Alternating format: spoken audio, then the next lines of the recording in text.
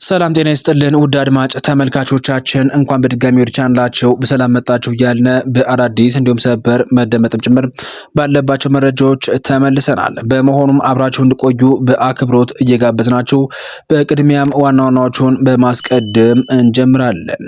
በአሁኑ ሰዓት ላይ በኢትዮጵያ ኤርትራና ትግራይ በጦርነት አፋፍ ላይ መሆናቸው ይታወቃል። ከዚህ ጋር በተያያዘም አንድ አዲስ ሰበር መረጃ ተሰምቷል። ውጥረቱም ወደ ቀጥተኛ ጦርነት ለመቀየር የሰከንድ እድሜ ብቻ እንደቀረው ኢንተርናሽናል ክራይሲስ ግሩፕ በጥናቱ አመላከተ። ኢንተርናሽናል ክራይሲስ ግሩፕ ምን አለ? ዝርዝር መረጃ አለን። እንዲሁም ደግሞ የኤርዶጋን ንግግር የአዲስ አበባው ንግግር ቅሬታን እንዳስነሳም ተሰምቷል። የኤርዶጋን ንግግር ምን ነበረ? ለምንስ ቅሬታ ተነሳ? ቅሬታ ያስነሱት ሀሳቦችስ ምንድናቸው? ስለነዚህም በዝርዝር እንመለስበታለን። እንዲሁም ዶክተር ደብረጽዮን ገብረ ሚካኤል ያለውን አቅም አሰባስቦ ትግራይን ለመውረድ ዝግጅት እንዳሉ ይታወቃል። ህልውናችን ሰው ላይ መጣ እንመክታለን ሲሉ ጥብቅ ማስጠንቀቂያ አስተላልፈዋል። ከዚህ ጋር በተያያዘም ዝርዝር መረጃ አለ። እንዲሁም ሰላም ፈላጊንም ማለት ግን ራሳችን የመከላከል ፍላጎት የለንም ማለት አይደለም ሲሉም የትግራይ ክልል ጊዜያዊ አስተዳደር ፕሬዝዳንት ታደሰ ወረደ አክለው ገልጸዋል። ከነዚህ ጋር በተያያዘም ዝርዝር መረጃዎች አሉን። እነዚህንና ሌሎች መደመጥ ያለባቸው መረጃዎችን ዘመጠናል። አብራችሁ እንድቆዩ በአክብሮት እየጋበዝናችሁ በቀጥታ ወደ ዝርዝር መረጃዎቻችን እንሸጋገራለን። በቅድሚያም የኤርዶጋን የአዲስ አበባው ንግግር ቅሬታን አስነስቷል።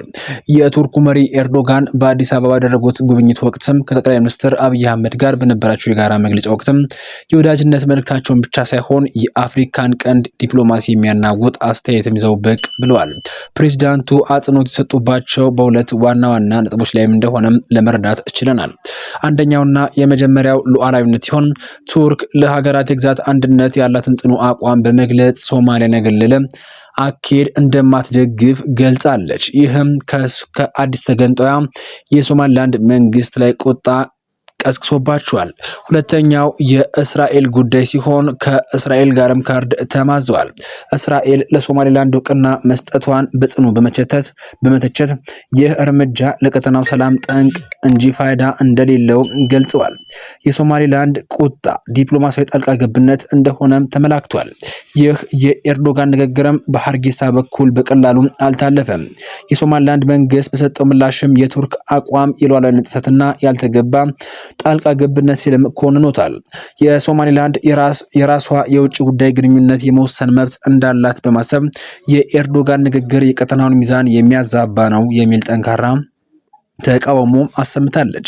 አሁን ላይ ኢትዮጵያ በሁለት ሀያላን ወዳጆች መካከል ያለች ትመስላለች። በአንድ በኩል ለኢትዮጵያ ሰላምና ልማት ቁልፍ አጋር የሆነችውን ቱርክ፣ በሌላ በኩል ደግሞ ከቅርብ ጊዜ ወዲህ በስትራቴጂካዊነቷ ግንኙነት ስሟም ጠንካራ በሆነችው እስራኤል ምን የሚፈጠርስ ይመስላችኋል? አድማጭ ተመልካቾቻችን በአሁኑ ሰዓት ላይ በቀጠናው በከፍተኛ ደረጃ ስጋት ላይ ይገኛል። ውጥረቱም ወደ ቀጥተኛ ጦርነት ለመቀየር የሰከንድ እድሜ ብቻ እንደቀረውም ኢንተርናሽናል ክራይሲስ ግሩፕ አመላክቷል። ኢትዮጵያ፣ ኤርትራ፣ ትግራይ ጦርነት አፋፍ ላይ እንደሆኑ የቀጠናው ስጋትና የዓለም አቀፍ ማህበረሰብም ጥሪ እንዳቀረበ ተሰምቷል። በኢትዮጵያ ፌዴራላዊ መንግስት በሰሜን ኢትዮጵያ በትግራይ ክልልና በጎረቤት ኤርትራ መካከል ያለው ውጥረት እጅግ አደገኛ ደረጃ ላይ መድረሱና ቀጠናውም ዳግም ወደ አስከፊ ጦርነት ሊያመራ እንደሚችል ኢንተርናሽናል ክራይሲስ ግሩፕ በወጣው አዲስ ሪፖርት አስጠንቅቋል። ይህ ስጋት የመጣው በሰሜን ኢትዮጵያ ተከስቶ የነበረው ደም አፋሳሽ ጦርነት በስምምነት ከተቋጨ ከ3 ዓመት በኋላ ሲሆን አሁን እየታየ ያለው ሽኩቻ የቆዩ ቁስሎችን የሚቀሰቅስና የቀጠናውን ሰላም በእጅጉ የሚያናጋ ነው።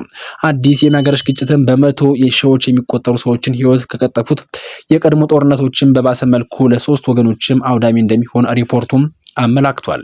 ይህ አዲሱ የጦርነት ስጋትን በጎረቤት ሱዳን ከሚካሄደው የእርስ በርስ ጦርነት ጋር ተደራርቦ ከቀጠናው ውጭ ያሉ ሀያላን ሀገራትም ወደ ግጭቱ ሊያስገባቸውና ቀድሞውኑ ተለዋዋጭ የሆነውን የቀይ ባህር አካባቢ ይበልጥ ሊያናውጠው እንደሚችልም ተገልጿል።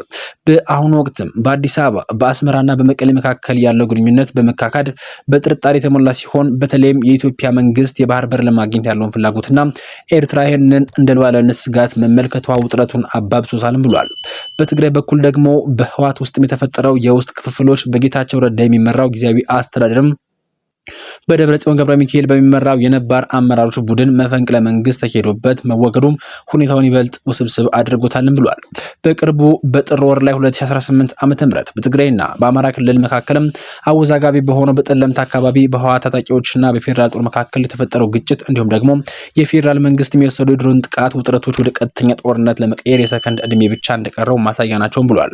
የኢትዮጵያ ፌዴራላዊ መንግስት በአሁኑ ወቅት ወታደራዊ አቅሙን እያጠናከረና አዳዲስ ድሮኖቹና ጥይቶቹን እያመረተ እንደሚገኝ የጠቀሰው ሪፖርቱ ምንም እንኳን ጦርነቱ የሚያስከትለው የኢኮኖሚና የዲፕሎማሲ ኪሳራ ወገኖቹን ቢገታቸውም ድንገተኛ ስህተት ወደ አለመግባባት ወይም ደግሞ ወደ ማይቆም ጦርነት ሊያመራ እንደሚችልም አስገንዝቧል።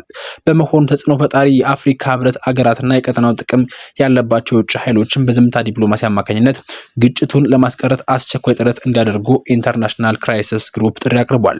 በተለይም በ2022 የሰላም ስምምነት ላይም የተሳታፊ የነበሩት ኬንያ፣ ደቡብ አፍሪካና ናይጄሪያ በአፍሪካ ህብረት በኩል በአዲስ አበባና በመቀሌ መካከል ያለውን ቅራኔ ለመፍታት እንዲንቀሳቀሱም ይመክራል። በተጨማሪም እንደ አሜሪካ፣ አውሮፓ ህብረት፣ ቻይና፣ ቱርክና ሳውዲ አረቢያ ያሉ ሀያላን ሀገራት ማንኛውንም ወታደራዊ እርምጃ ተቀባይነት እንደሌለው ግልጽ መልእክት ሊያስተላልፉ እንደሚገባና የኢትዮጵያን የባህር በር ፍላጎት በሰላማዊና በንግድ አማራጮችም ለመፍታት ጎረቤት ሀገራት ውይይት እንዲጀምሩ ሪፖርቱም አሳስቧል። በተከታዩ መረጃችን ዶክተር ደብረጽዮን ገብረ ሚካኤል ያለውን አቅም አሰባስቦ ትግራይን ለመውረር ዝግጅት እንዳለ ይታወቃል። ህልውናችን ጥሶ ላይ መጣ እንመክታለን ሲሉም ጥብቅ ማስጠንቀቂያ አስተላልፏል። ለከባድ ትግል መዘጋጀት አማራጭ የሌለው ጉዳይ መሆኑንም ለህዝባችን ጥሪ አቀርባለሁ ብሏል። የትግራይ ህዝብም በአሁኑ ሰዓት ላይ በከበባና በወራ ስጋት ውስጥ ይገኛል ያለው የህወሓት ሊቀመንበር ዶክተር ደብረጽዮን ገብረ ሚካኤል የካቲት 11ን የሰማዕታት መታሰቢያ ዕለትን አስመልክቶ ባስተላለፈው ወቅታዊ መግለጫ ነው። በትግራይ ህዝብ ላይ የተደቀነ ዘርና ብዙ ተግዳሮቶችን በዝርዝርም አቅርቧል። ሊቀመንበሩ በዋናነት የፕሪቶሪያው ስምምነት አለመተግበር እንደ ዶክተር ደብረጽዮን ገለጻ የፕሪቶሪያው ሰላም ስምምነት ከተፈረመ 3 ዓመት ቢቆጠርም በትግራይ ሉዓላዊነት በተፈናቃዮች መመለስና በዜጎች ደህንነት ዙሪያ የተገቡት ቃሎች እስካሁን ድረስ አልተፈጸሙም። በዚሁ ምክንያትም የትግራይ ህዝብ አሁንም በከባድ ስቃይ መከራና ረሃብ ውስጥ እንደሚገኝ ጠቁሟል። ክልሉ በማህበራዊና ኢኮኖሚያዊ ማነቆ ውስጥ መውደቁንም ይህንን ስምምነቱን በግልጽ የጣሰ መሆኑን አጽንኦት ሰጠውበታል። እንዲሁም ደግሞ የትግራይ ክልል ጊዜያዊ አስተዳደር ፕሬዝዳንት ጀነራል ታደሰ ወረደም ሀሳብ ሰጥተዋል። ሰላም ፈላጊነን ማለት ግን ራሳችን የመከላከል ፍላጎት የለንም ማለት አይደለም ብለዋል። የትግራይ ክልል ጊዜያዊ አስተዳደር ፕሬዝዳንት ጀነራል ታደሰ ወረደ ብዙ ሀሳቦችን ያቀረቡ ሲሆን በዚሁ መርሃ ግብር ላይ የተገኙ የጊዜያዊ አስተዳደሩ ፕሬዝዳንት ሌተናል ጀነራል ታደሰ ወረደ፣ የህወሓት ሊቀመንበር ደብረጽዮን ገብረ ሚካኤልና እንዲሁም የተለያዩ ከፍተኛ የህወሓት አመራሮችም ተገኝተውበታል። የጊዜያዊ አስተዳደሩ ፕሬዝዳንት ሌተናል ጀነራል ታደሰ ወረደ በትግራይ ህዝብ ላይ የደረሰውን ጦርነት ጠባሳ በማስታወስ ንግግራቸውን የጀመሩ ሲሆን ቀሪ ጥያቄዎችንም በሰላም እንዲፈቱ ያላቸውን ጽኑ ፍላጎት ገልጸዋል። ተፈናቃዮችን መመለስና የትግራይን ግዛት አንድነት ማረጋገጥ ህጋዊና ፍትሃዊ ብሔራዊ የትግራይ ህዝብን ጥያቄዎች ናቸው ብሏል። እነዚህን ጥያቄዎችንም በፖለቲካዊ ውይይት ለመፍታት አስተዳደራቸው የሚችለውን ሁሉ እንደሚያደርግም ተናግረዋል። ባለፈው ጦርነት ከባድ ውድመት ደርሶብናል ያሉት ፕሬዝዳንቱ ተጨማሪ መስዋዕትነትና የአካል ጉዳት ሳይከተል ለቀሪው ጥያቄዎቻችን መፍትሄ እንዲመጣም እንደሚሰሩ ገልጸዋል። ሰላም ፈላጊነታቸው ድክመት እንዳልሆነ ሲያስረዱም ሰላም ፈላጊነን ማለት ግን ራሳችን የመከላከል ፍላጎት የለንም ማለት አይደለም ሲሉም አክለው ገልጸዋል። የሚቻለን ሁሉ ሰርተን ጦርነት በማስቀረት የተረበሸውን ህዝባችንን እንዲረጋጋ እንሰራለን ሲሉም ተደምጠዋል። በሌላ በኩል የህወሓት ሊቀመንበር ዶክተር ደብረጽዮን ገብረ ሚካኤል በፌዴራል መንግስት ላይ ጥብቅ የትችት ክስ መልእክት ሰንዝረዋል። የፕሪቶሪያው የሰላም ስምምነት ከተፈረመ 3 ዓመት ቢያልፈውም ስምምነቱ በተሟላ መልኩ ባለመተግበሩ ህዝቡ አሁንም በመከራ ላይ ይገኛል ሲልም ገልጿል። ውድ አድማጭ ተመልካቾቻችን በዚህ መረጃ ሰዓት ይዤላችሁ የመጣሁት መረጃ ይህን ይመስላል። በቀጣይ እስክንገናኝ ድረስ ለአሁኑ በዚህ አበቃን። መልካም ቆይታ